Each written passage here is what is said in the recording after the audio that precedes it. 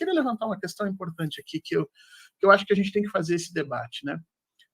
A educação, todos nós estamos vendo, ela está pressionada, eu tenho a impressão que ela está pressionada por 4 eixos diferentes, né? Nós temos um eixo externo, internacional, que eu chamo de controle do processo de formação, a partir especificamente do século XXI, quando você começa a ter a grande transformação digital, para você controlar a economia dos países, não basta mais você simplesmente controlar o acesso a petróleo, o acesso a ferro, né, que era a forma como no século XIX essa estrutura de dominação se impôs no que a gente chama de colonialismo. Hoje não.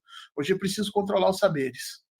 Você precisa, é mais importante você evitar que os países desenvolvam determinados saberes, e aqui eu não estou nem falando só da tecnologia, eu estou falando dos saberes, letramento digital, inclusão digital. É mais importante você evitar que os países façam isso dentro de uma corrida geopolítica do que ficar controlando o processo de energia. Então, hoje em dia nós temos internacionalmente um controle sobre os saberes, sobre o desenvolvimento dos países, que é feito de uma forma muito subreptícia, muito escondido, através de princípios e educadores que vêm, escrevem livros e falam que a educação tem que ser assim, assado.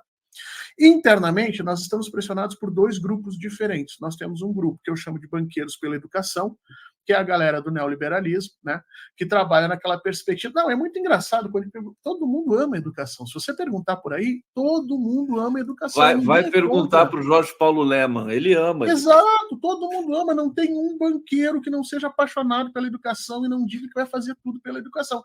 A questão é que esses grupos de banqueiros pela educação que simbolizam essa estrutura neoliberal, elas querem uma educação funcional, estabelecida diferente para cada um dos grupos da sociedade.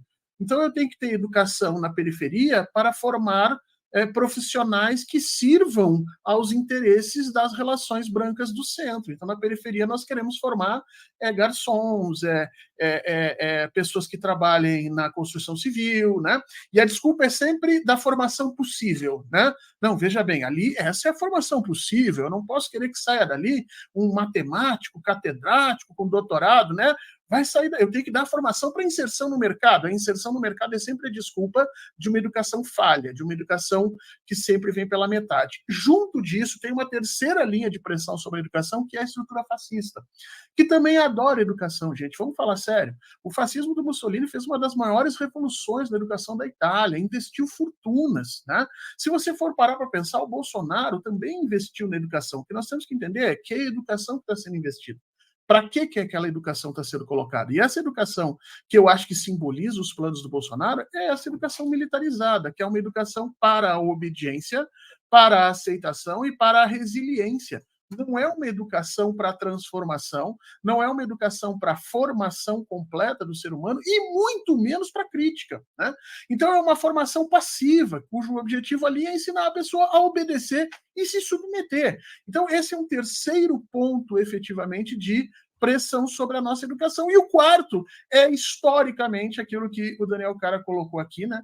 Que o projeto educacional, historicamente dado, e gente muito mais inteligente que eu e você, Daniel, junto, já disse isso, né, meu caro? O projeto de educação brasileira, ele é pensado para dar errado, ele é pensado para que não funcione, né? Essa é a grande ideia. E aí eu quero chamar a atenção para um problema.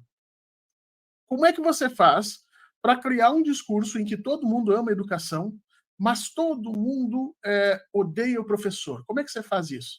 É esse discurso que vigora hoje no Brasil. Então, todos esses projetos que estão sendo colocados, eles tentam criar uma educação sem professor. Uma educação em que o professor seja, né, ele é a parte vil da educação, a parte perversa, a parte política, a parte que eu tenho que controlar, que eu tenho que jogar no chão. Então eu crio mecanismos digitais, eu crio leis, eu crio regras, eu crio qualquer coisa para que o professor não seja parte do processo educacional. Mas vamos chegar a um tempo em que alguém vai propor uma ideia de educação sem professor. É só mais um